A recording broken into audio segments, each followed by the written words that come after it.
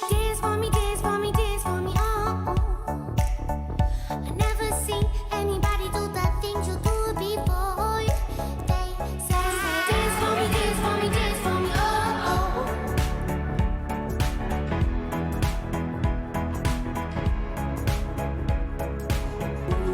Bonjour à toutes et à tous, bienvenue dans Vous êtes formidables. Itinéraire ce matin d'un homme qui a connu la violence et la prison. Aujourd'hui, il s'en est sorti grâce à l'amour, mais aussi à ses engagements. Il écrit un nouveau chapitre de sa vie dans notre région. Merci Karim Mokhtari d'avoir accepté notre invitation. Alors ce matin, nous aussi, on a voulu vous faire découvrir deux projets. Le premier, la rédaction Citadelle. Audrey Guillet, journaliste et animatrice, vous accompagnez ces femmes détenues qui écrivent ce journal. Et Robert Salin, vous êtes directeur de l'association Remise en jeu. Bonjour à tous les trois. Alors vous êtes arrivés dans notre région en juin 2020, c'est tout récent. C'est ça. Comment ça se passe cette nouvelle vie bretonne ? Écoutez, ça se passe très bien. Dommage que je ne suis pas arrivé dans la meilleure des périodes. Ouais, en plein confinement, ouais. C'est pas évident. Mais je m'y fais bien. Quand on dit Bretagne, quels sont les premiers mots qui vous viennent en tête ? Bout du monde, océan, et puis chaleur humaine. Chaleur humaine. Alors vous habitiez Montpellier, vous êtes arrivé à Brest. Vous avez dit dans une interview à mes confrères, on quitte la Méditerranée pour une nature plus sauvage qui donne de l'humilité. Pardon. L'humilité et de l'humidité aussi, oui. Ouais, c'est révélateur. Qu'est-ce que vous vouliez dire ? C'est vrai qu'en étant sur Montpellier, avec une ville qui quadruple, voire qui multiplie sa population par 5, 6, 7 durant l'été, on a du mal à s'y retrouver. Ouais. Et puis c'est assez artificiel, en tout cas ce que j'ai pu en voir de cette région. Ici, je suis arrivé, j'ai trouvé des gens qui étaient là depuis des générations. J'ai trouvé une nature sauvage, indomptable, magnifique. Et donc oui, ça fait une très très grande différence pour moi. Je crois qu'à cette heure-là de ma vie, j'avais besoin de ça. Et pourquoi Brest ? Brest, c'est une affaire de rencontre, surtout. Ouais. Voilà, des gens que j'ai rencontrés, des engagements que j'ai menés ici, en prison et dans certains quartiers, et des gens formidables que j'ai rencontrés sur mon chemin. Alors, vous avez écrit un livre sur votre vie, Rédemption, itinéraire d'un enfant cassé. Est-ce que vous diriez que votre enfance difficile vous a emmené petit à petit vers la case-prison ? Ah oui, évidemment. Quand on est petit, on n'a pas le choix de la vie qu'on mène. C'était mon cas. Et puis, d'une famille toxique, je suis passé par des actes de délinquance, puis par des foyers d'éducation, puis voilà, par une habitude de la délinquance. Et forcément, il a fallu trouver des murs pour s'arrêter, et ça a été les murs de la prison. Alors vous avez utilisé ce mot rédemption que l'on voit à l'écran. Ça veut dire quoi ? Ça veut dire que quand on a fait de la prison, on a le sentiment qu'il faudra se racheter toute sa vie ? Pas forcément tout le monde, mais en tous les cas, c'était mon cas. J'avais besoin de vivre autre chose que ce que je vivais depuis mon enfance. J'ai trouvé en prison un cadre qui m'a permis de me remettre en question, de me projeter, d'avoir une nouvelle vision de moi et du monde. Donc du coup, j'ai profité de ce temps pour que ça soit un temps utile pour moi, autant que pour la société dans laquelle j'avais commis beaucoup d'actes de délinquance. Alors dans votre association Remise en jeu Robert Salin, vous accueillez des jeunes qui ont un parcours qui ressemble un petit peu à Karim Mokhtari ? Oui, bien sûr. Disons que depuis la mise en place de Remise en jeu sur Lorient, on reçoit régulièrement des jeunes qui sont sous main de justice, comme on dit. Il y en a qui sortent de prison le matin pour venir en formation avec nous, d'autres qui sont sous bracelet. On en a, par exemple, on a un jeune de Saint-Malo qui est en formation à Morlaix parce qu'il ne peut pas rester sur Saint-Malo au niveau justice. Donc on lui a trouvé une place à Morlaix. On travaille régulièrement avec la PJJ, le SPIP. Alors, on va revenir tout à l'heure sur ce que c'est. Remise en jeu, c'est une formation qui allie sport et compétences scolaires. Audrey Guillet, est-ce que vous connaissiez un petit peu le parcours de Karim Mokhtari ? Je ne connaissais pas avant de le rencontrer et qu'il m'explique un petit peu son parcours là. Ouais. Mais c'est lumineux pour moi, ce genre de parcours, parce que quand vous avez dit je me suis servi de ce moment-là pour en faire quelque chose pour moi et pour la société, je trouve ça génial, quoi. Parce que tout le monde n'a pas cette force-là, mais ceux qui l'ont, ça éclaire les autres, quoi. On va justement voir dans quelques instants comment vous avez pu rebondir après la prison. Alors, il paraît que vous aimez bien les animaux. Absolument. Alors nous, on vous propose ce matin de découvrir la SPA de Rennes. C'est là que nous retrouvons Evan. Et oui, Anne Fanté, bonjour à toi et à tes invités. On avait très envie de mettre en avant la SPA de Rennes. Ici, il y a des chats, des chiens, plein d'autres petits animaux qui n'attendent qu'une chose, être adoptés. On va vous en parler jusqu'à la fin de l'émission et c'est Mélissa qui nous fait la visite. Bonjour Mélissa. Bonjour. Alors, est-ce que tu peux nous présenter le refuge de Rennes ? Alors, bienvenue à la SPA de Rennes déjà. Ici, on a une capacité de 118 chiens et de 98 chats et une dizaine de NAC environ. NAC, il faut qu'on précise, c'est votre lexique ici. C'est ça, c'est les nouveaux animaux de compagnie, donc tout ce qui est rongeurs, lapins, ça va être les chinchillas, les octodons, les hamsters, les cochons d'Inde, enfin tout ça. On va vous en montrer un petit peu tout à l'heure. Et puis il y a une belle équipe aussi voilà. qui s'occupe de tout ce petit monde. Donc on a une équipe de 15 salariés, 12 agents animaliers, une vétérinaire, une chef d'équipe, une responsable. On a environ 120 bénévoles d'inscrits au sein de notre SPA. On a un service civique et on a quelques tigistes qui viennent de temps en temps. Donc des tiges, ce sont des travailleurs d'intérêt généraux. D'accord, voilà, comme ça on connaît toute la famille de la SPA voilà. de Rennes. Alors on sait que l'été, c'est souvent une période propice pour les abandons d'animaux. Oui. C'est quoi le bilan après l'été qui vient de s'écouler ? Alors ça a été une année assez catastrophique cette année. On a eu énormément d'abandons. Donc déjà à travers la France, on voit une augmentation au niveau des abandons et notamment des chats et des NAC du coup. Donc 19% au niveau national pour les chats et 82% au niveau national pour les NAC. Chez nous, on a eu entre la période du 1er mai 2021 et du 31 août 2021, on a reçu 464 animaux, tout confondu, dont 307 étaient des chats. Donc, ce qui est énorme, ce qui est plus de la moitié. Alors, on va aller en voir des chats tout à l'heure, mais on va peut-être se diriger un peu vers les NAC, parce qu'ils sont juste à côté de nous. Les chats, on ira les voir après. Alors, c'est marrant, ils portent tous des noms de salades. Ici, on a Mâche. Vous savez, il faut qu'on trouve des noms tout le temps, donc quand on a trouvé 40 noms dans une journée, c'est pas évident. Ouais, vous êtes un collab sur les variétés de salades, du coup. Pourquoi est-ce qu'il y a autant d'abandon de NAC ? Alors, ça peut être parce que ça a été une tendance à un moment et du coup, maintenant, ça peut-être plaît un peu moins. C'est aussi un animal qui est très facile à obtenir dans les animaleries.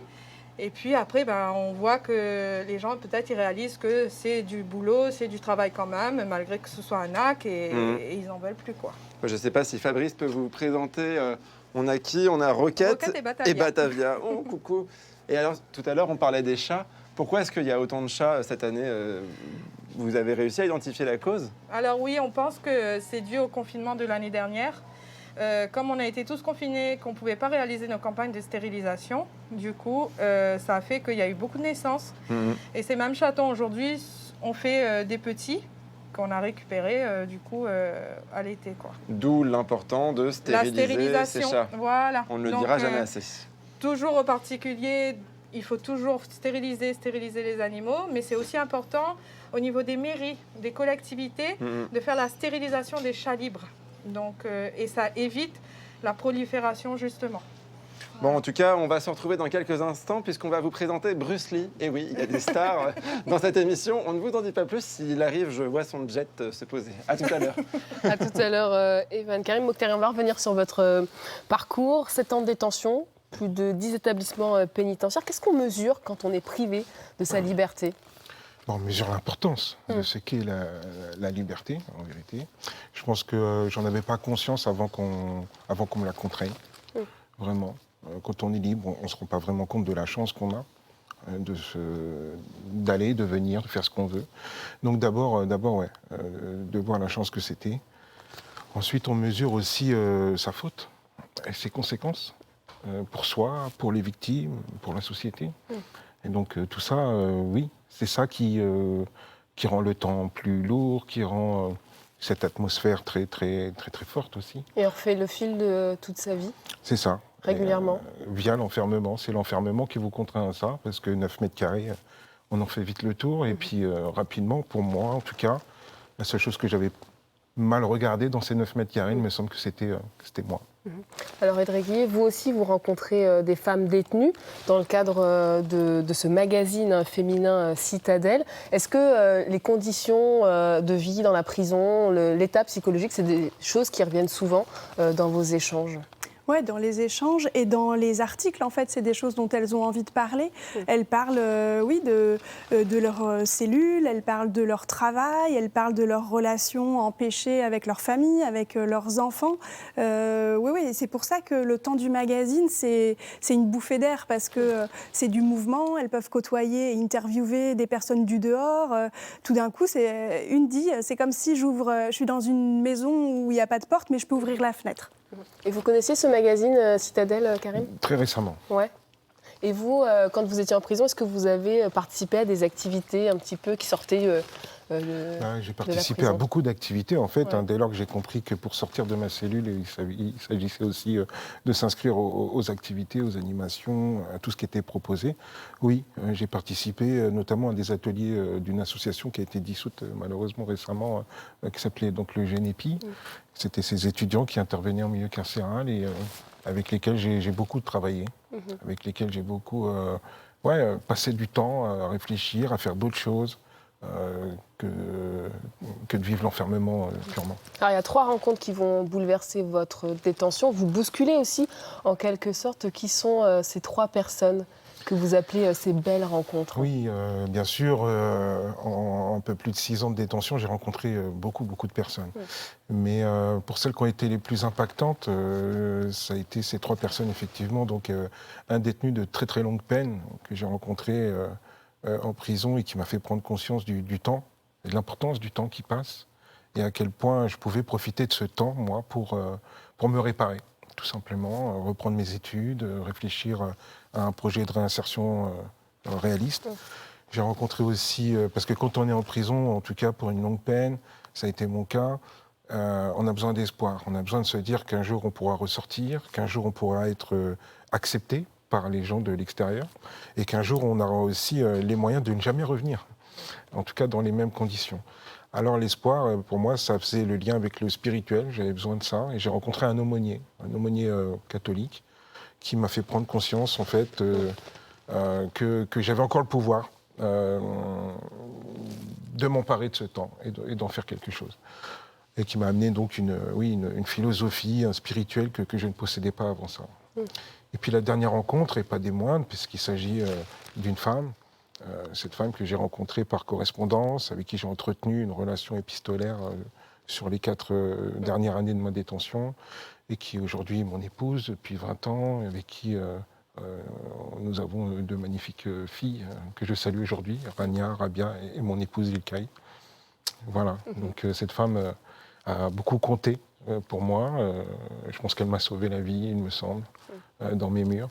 Et elle m'a redonné une perspective, elle m'a donné l'occasion d'avoir quelqu'un qui pensait à moi, qui se projetait avec moi et qui avait envie de me rencontrer, non pas pour ce que j'avais fait, mais pour ce que je pourrais devenir.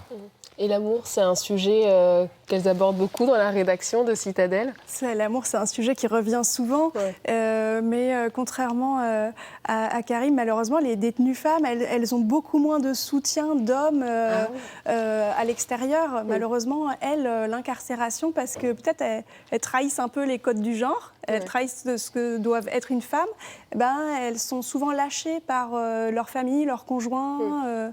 C'est plus difficile pour elles. Alors pour que nos téléspectateurs saisissent un petit peu qu'est-ce qui se passe dans cette rédaction de Citadelle, on va regarder cet extrait du documentaire Feuille libre.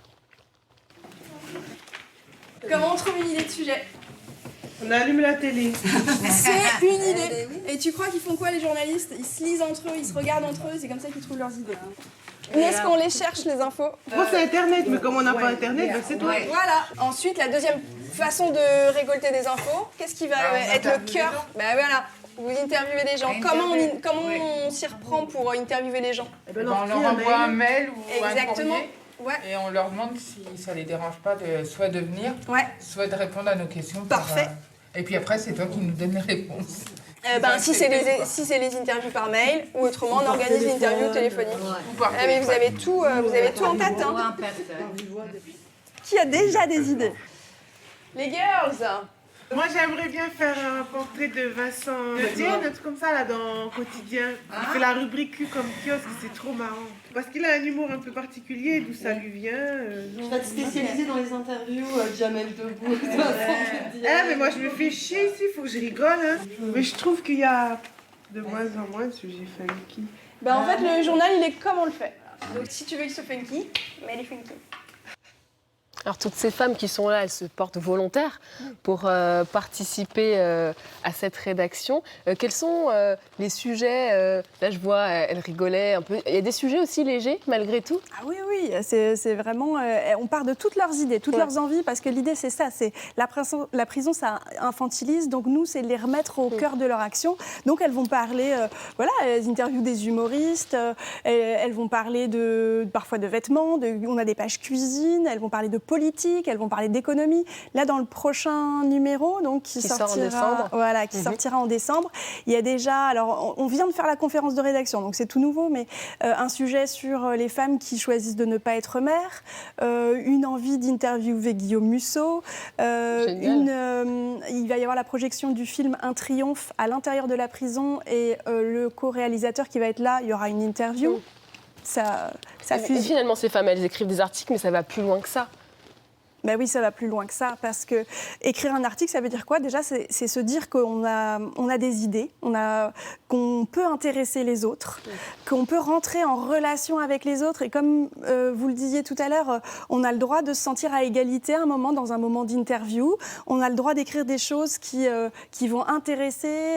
En fait, c'est se réapproprier son pouvoir et sa confiance en soi, une confiance en elle qu'elles n'ont peut-être jamais eu, en fait, pour beaucoup d'elles. Et vient un jour la sortie, parfois tant attendue et tant redoutée aussi. Qu'est-ce qui se passe dans sa tête à ce moment-là, Karim Mokhtari, le jour où vous franchissez la dernière porte Je crois de la prison? que c'est le jour où j'ai eu le plus peur dans toute ma vie, finalement.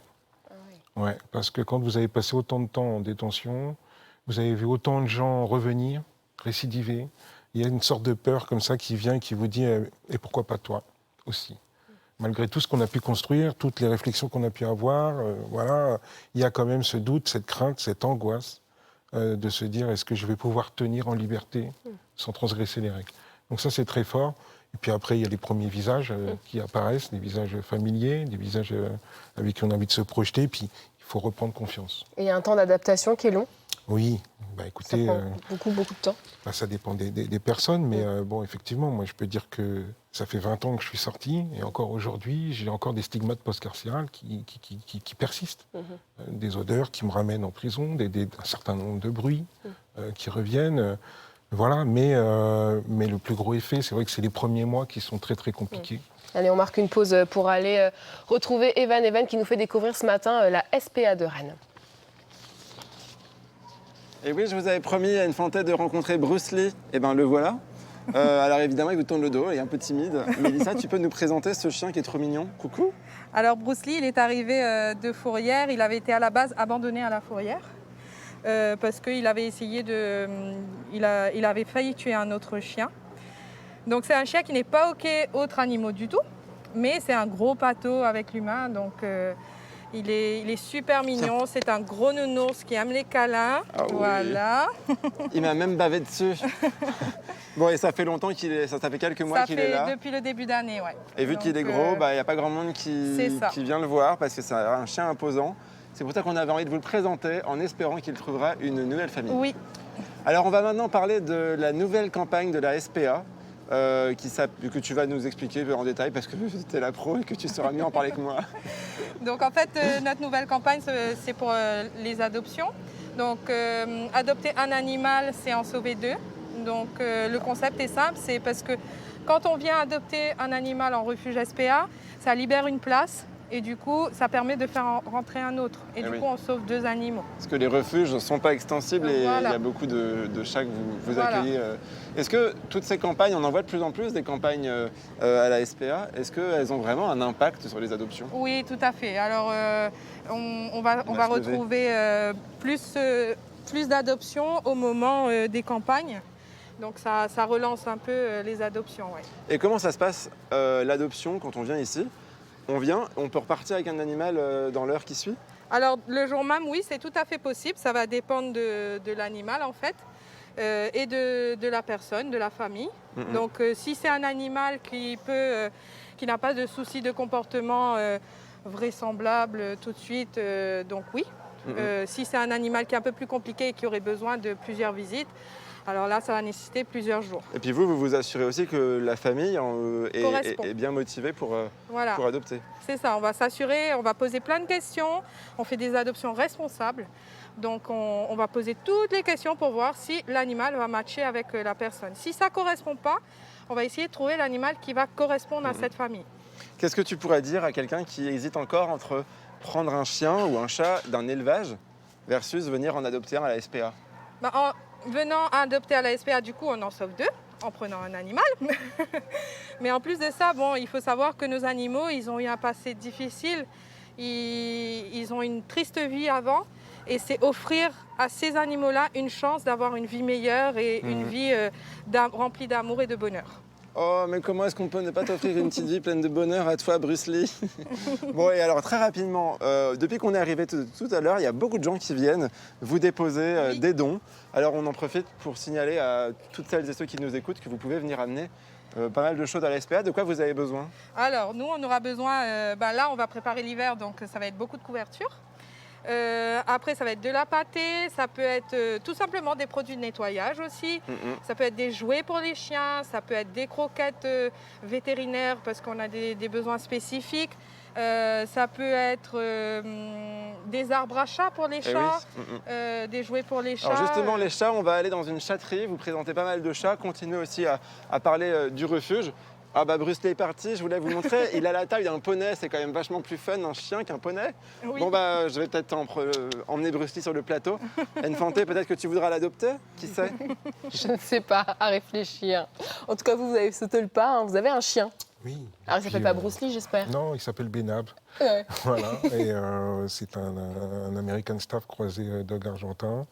Je l'ai depuis le mois de mars. D'accord. Il est noir et blanc, il me rappelle celui-ci. Il fait partie de votre nouvelle vie bretonne. On va s'attaquer maintenant à votre vie après la prison. Alors, vous allez travailler dans 2 associations d'insertion, une avocation de solidarité internationale. Et finalement, vous allez assez vite revenir au milieu carcéral.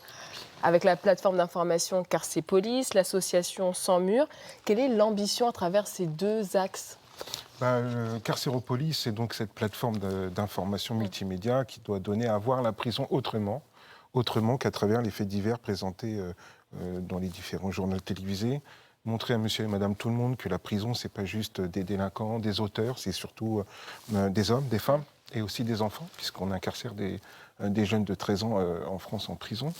Que ça concerne aussi une grande communauté de métiers. Hein. Il y a plus de 35 000 agents pénitentiaires sur l'ensemble du parc. Enfin, c'est énorme. Donc c'est important que tout le monde puisse avoir un regard très objectif sur ce qu'est la prison pour pouvoir s'y engager.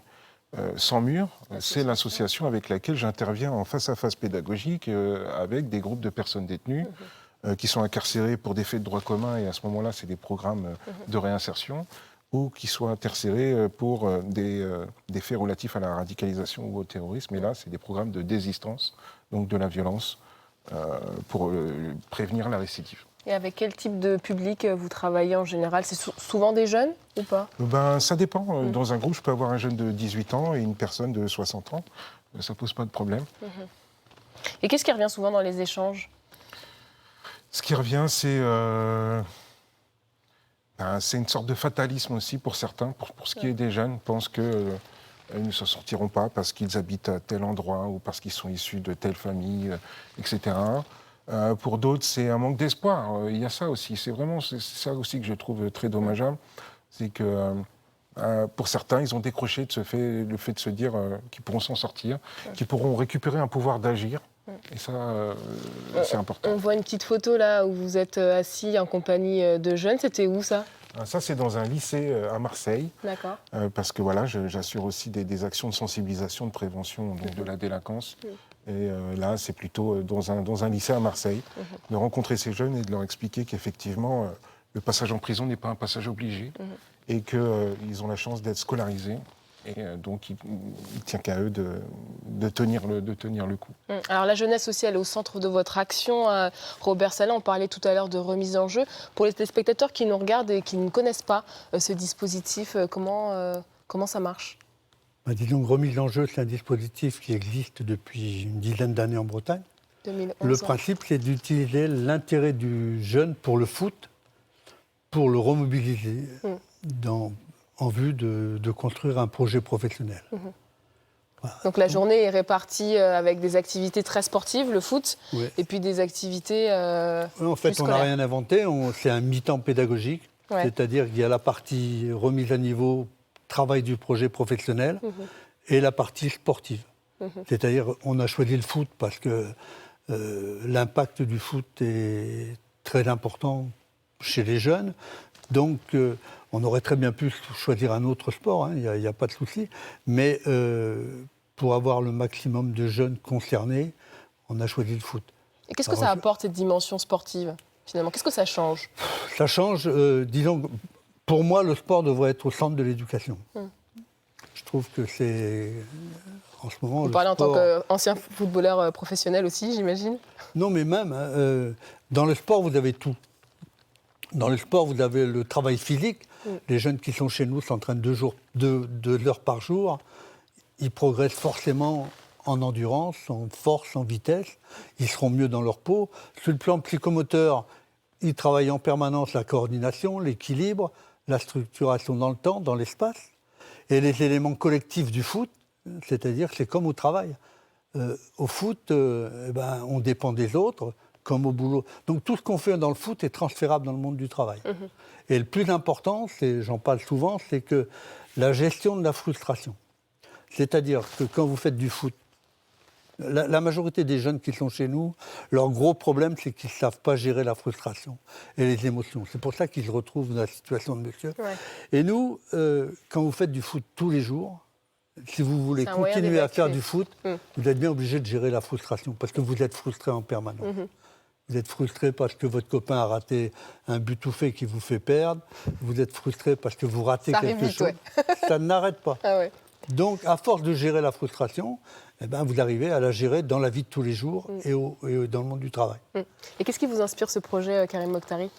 Je trouve que c'est comme une évidence, finalement. Se servir de quelque chose qui fédère et qui donne confiance en soi, avec toutes ces compétences très transposables dans le monde ordinaire du travail. Et que, d'apprendre sur soi, de vivre des choses, parfois même faire des choses exceptionnelles, extraordinaires. Le dépassement de soi, et puis je trouve que c'est un beau filet de sécurité finalement.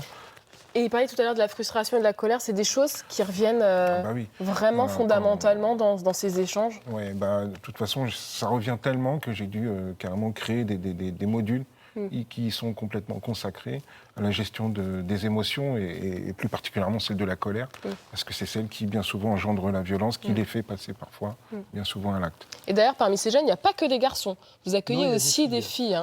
Disons qu'on a à peu près 10% de filles. J'aimerais qu'il y en ait plus, honnêtement. Mais il faut savoir que dans le foot en général, il y a 5% de filles.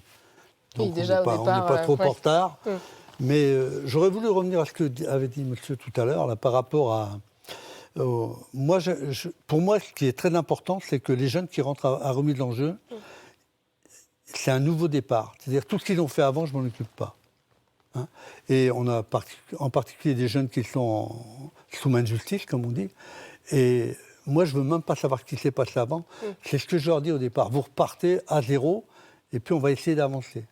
Et je crois que...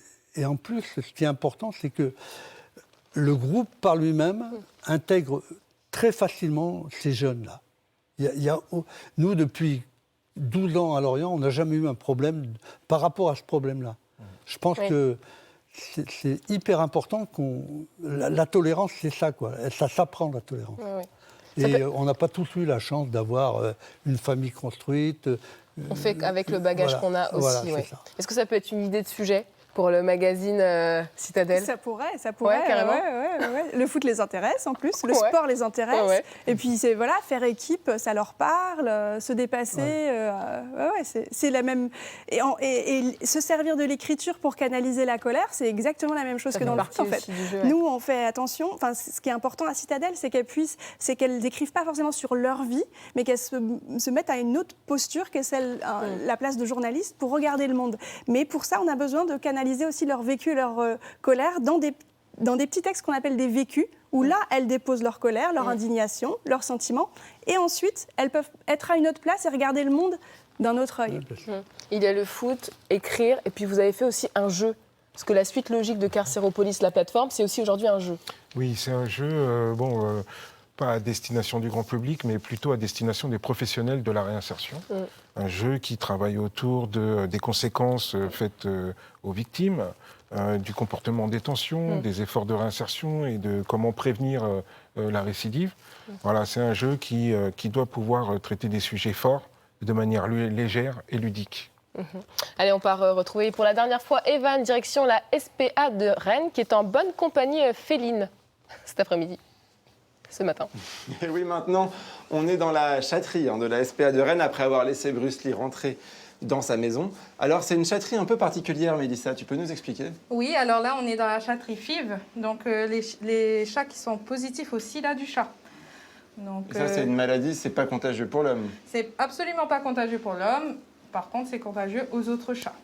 Donc Voilà. ça implique quand même, ce sont des chats qui peuvent pas aller chez tout le monde. Voilà, ils peuvent être soit avec des chats qui sont eux-mêmes positifs, et on va prioriser vraiment un placement en appartement pour qu'ils ne sortent pas en extérieur. Voilà. Alors, celui-ci, il est trop Alors, mignon. oui. C'est bien, il est sorti pile au bon moment. Il s'appelle comment? Il s'appelle Z, il est là depuis février de cette année. Voilà. Et il est très gentil. Et c'est pas parce qu'il a le sida du chat qu'il va forcément être différent d'un chat dans son quotidien, hormis ce que tu lui as dit tout à l'heure. Pas du tout, ce sont des chats qui peuvent être très câlins comme les autres, hein, donc voilà. Bon, alors on va aller à l'extérieur parce que là, il y a plus de chats à aller voir. Et en même temps, c'est aussi l'occasion de parler des colliers à chat. Je l'ai vu sur une affiche en accédant à la chatterie. Les colliers à chat, vous le déconseillez fortement? Oui, parce que en fait, ce sont des objets qui peuvent blesser les chats, voire même causer la mort de certains chats. Ah oui. Donc les chats sont des animaux qui sortent beaucoup et qui vont passer entre les arbres et tout. Et s'ils ont un collier et que ça s'accroche et que le collier il reste fermé et ne bouge pas, ben, le chat peut mourir par pendaison parce que par panique, il va tirer et à un moment donné, il va s'étouffer, quoi. D'accord. Ça peut aussi passer entre une patte et à ce moment-là créer une grosse blessure au niveau de la patte. Il y a certaines personnes qui mettent des colliers quand les chats sont chatons. Et puis ils grandissent et ils oublient d'enlever le collier et forcément ça resserre en fait. Et on déconseille aussi les grelots parce que le grelot c'est une torture. Voilà. Ouais, ça les C'est ça. abrutit à longueur de temps. Bon C'est bah ça. voilà, donc pas de collier et si on veut promener son chat, on lui met un petit harnais. Ouais. En plus à la SPA, on en vend des harnais qui sont trop beaux. On aura l'occasion d'en reparler. Celui-ci, il s'appelle comment? Alors elle c'est Aïka. Oh. C'est une vieille minette qui est arrivée il y a quelques jours chez nous, enfin il y a quelques semaines. Elle est arrivée en août, voilà, et elle est vieille mais elle est mignonne comme tout. Alors, dans l'actualité, il y a aussi une loi qui est en cours de vote au Sénat qui pourrait avoir un fort impact sur les refuges SPA. Tu peux nous en parler? Oui, tout à fait. En fait, voilà, il y a une loi qui apparemment serait votée pour interdire les petites associations qui n'ont pas de refuge d'avoir des animaux en famille d'accueil. Et du coup, ça aurait un impact déjà sur le monde de la protection animale parce que ça voudrait dire que moins d'animaux seraient sauvés. Et sur nous parce que finalement on sera obligé d'absorber tout ça et vous n'avez pas la place. Malheureusement on ne pourra pas absorber tout, quoi. Alors on n'a pas l'habitude de faire du télé-shopping dans l'émission, mais là ça s'impose, c'est bientôt Noël, vous avez encore le temps, mais bon, mieux vaut anticiper. Vous avez toute une gamme de produits qui sont trop bien et si on en parle c'est parce que les bénéfices reviennent à l'association. C'est ça. Alors là c'est le calendrier 2021 mais on reçoit le calendrier 2022. Avec de belles photos dans le calendrier. On n'a plus le temps, Mélissa, mais on va montrer plutôt la tasse, le petit porte-clés et le masque. Et voilà. Voilà, et n'oubliez pas que vos dons sont déductibles des impôts à 66%, c'est ça, Oui. hein? Voilà, donc n'hésitez pas à soutenir la SPA. Merci beaucoup, Y a c'est pas déjà de fini. souci. On était ravis d'être là. Et c'est à toi, Infanté. À Merci demain. beaucoup, Evan. À demain. Vous vous êtes jamais laissé tenter par un chat, Karim? On en a un aussi. Ah, d'accord. Qu'est-ce que vous aimez particulièrement chez les animaux? Leur indépendance, en fait. C'est ça que D'accord. j'aime beaucoup. Et puis leur façon d'être affectueux, de se préoccuper de nous, de nous regarder. Voilà, d'avoir envie d'être avec nous. En fait, c'est ça que j'aime beaucoup. On va parler d'autres animaux. Vous souhaitez aujourd'hui créer une ferme d'insertion pour aider les détenus en fin de peine. Plutôt une ferme de réinsertion, Ouais. effectivement, pour aider les détenus à se réinsérer par le travail. Mais voilà, ce serait plutôt une ferme avec des temps très différents. Un premier temps le matin pour travailler le maraîchage. Et donc voilà, le retour à la terre, le goût de l'effort, etc. Se sentir utile aussi sur une parcelle. Et puis l'après-midi, un temps pour soi. Donc un temps pour travailler ses problématiques. Toutes ces problématiques qui ont pu amener ces individus en prison, que ce soit des problématiques de violence, d'addiction, des problématiques sociales ou familiales.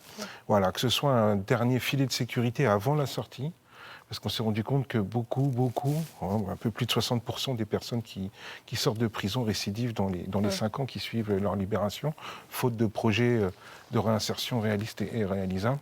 Donc du coup, je me suis dit qu'en tant qu'ancien détenu et aujourd'hui acteur de la réinsertion, je pouvais capitaliser un petit peu mon expérience et cette nécessité voilà, on la sort de cette ferme de réinsertion. La récidive, c'est aussi des questions qui se posent pour les femmes ou pas? Ou moins que chez pour les des femmes hommes qui sont en longue peine. Souvent, c'est la plupart de celles que je côtoie sont des criminels. L'histoire du crime, c'est un moment donné de leur vie, une circonstance, des circonstances, mais qui ne se représenteront pas. Et souvent, la récidive, pour elles, se pose beaucoup moins. Quoi, en fait. Ouais. Et comment vous l'imaginez, ce lieu? Vous en êtes où sur ce projet-là aujourd'hui? Malheureusement, voilà, je suis venu pour ça à Brest, notamment. Voilà, en juin dernier, en juin 2020. Je suis mal tombé, mais j'ai quand même fait quelques rencontres. Moi, ce que je cherche, c'est pas un site avec de l'élevage. Je veux pas d'animaux parce que justement, c'est très compliqué. Voilà, il y a des normes. On dort plus quand il y a des animaux. Il faut s'en occuper tout le temps. C'est ce qu'on vient de voir. Même si j'aime les animaux, voilà, j'ai pas envie d'être vraiment serré comme ça avec eux. Donc vraiment, ce que je cherche, c'est une parcelle qui nous soit mise à disposition, soit par la Chambre d'agriculture, soit par un éleveur ou par quelqu'un qui a des parcelles à nous mettre à disposition, avec un bâtiment dans lequel je pourrais héberger donc ces personnes, et puis des bureaux pour qu'on puisse faire le travail et le suivi individuel de chacun d'entre eux. Alors vous avez fait une conférence il y a quelques mois, quelques années, sur cette question, pourquoi le regard de la société doit changer sur la prison. Qu'est-ce qu'il faudrait faire? Parce que finalement, la prison, quand on n'a personne qui est incarcéré ou quand on connaît personne qui y travaille, c'est vrai que la prison, elle n'existe pas dans nos vies. Et pourtant, notre regard doit changer. Oui, justement, il faut qu'elle existe puisqu'elle est réelle. Beaucoup de gens sont concernés par la prison. C'est 70 000 personnes en France. Et puis, si on remonte, c'est des millions de personnes depuis le début que nos prisons existent. Donc oui, c'est quelque chose pour lequel on doit se sentir concerné. La prison, c'est pas fait que pour les agents pénitentiaires et les détenus, c'est aussi fait pour des enseignants, pour des animateurs socioculturels, du personnel de santé, des associations, des bénévoles, des volontaires, du service civique notamment, c'est des visiteurs. C'est énormément de gens qui doivent se sentir concernés. Et justement, j'aimerais bien avoir le regard d'Audrey Guillet, puisque vous êtes arrivé en prison, j'imagine que vous n'y étiez pas allé avant. Qu'est-ce que ça a changé en vous finalement? Moi, je suis arrivée avec plein de préjugés, comme tout le monde, comme vous. Moi, ça m'a vraiment repositionné par rapport à la tolérance et en fait, à rencontrer une personne. Ok, les actes doivent être sanctionnés, mais une personne, elle n'est jamais réductible à son acte, en fait. Ça reste des personnes. Moi, à chaque fois que je vais en prison, je ne vais pas rencontrer des criminels, comme j'ai dit tout à l'heure, je vais rencontrer des femmes. Et c'est ça qui est génial, c'est une rencontre. À chaque fois, c'est une rencontre forte avec des gens qui ont des parcours de vie riches. Et c'est ça qui compte, en fait, qu'on oublie la prison sanction, la prison vengeance, et qu'on accueille ces gens-là. C'est pour ça aussi que vous, Robert Salin, vous faites fi de ce qui s'est passé avant. C'est important pour vous. Oui, tout à fait. Moi, j'y suis encore allé vendredi dernier en prison, parce que j'avais une réunion avec le SPIP pour envisager la sortie des jeunes qui puissent venir à remise en jeu à leur sortie ou même pendant leur peine. Et j'ai été très très bien accueilli par les éducateurs qui étaient là. Et on va travailler ensemble. Un dernier mot, Karim. Aujourd'hui, vous vous sentez à votre place, là où vous êtes aujourd'hui? Oui, Ouais. oui, complètement. Je crois que quand on a un parcours comme le mien, on est dans un devoir de témoignage, un devoir d'engagement. Et pour moi, c'est terminer ma peine. Ouais, que ce de- que que de vous faites en m'engager tout de cette cas manière. avec brio. Merci beaucoup d'avoir partagé avec nous votre histoire. Alors comme il est de coutume dans notre émission, on va terminer sur une photo. C'est la photo traditionnelle, vous intégrez la famille, vous êtes formidable. J'ai oublié l'appareil photo, mais je vais le faire quand même avec mon téléphone pour le coup. Et puis on refera la photo quand l'émission sera terminée. Merci à tous ceux qui nous regardent chaque matin. Très belle journée sur France 3 Bretagne. Je la fais avec mon téléphone. Dance for me, dance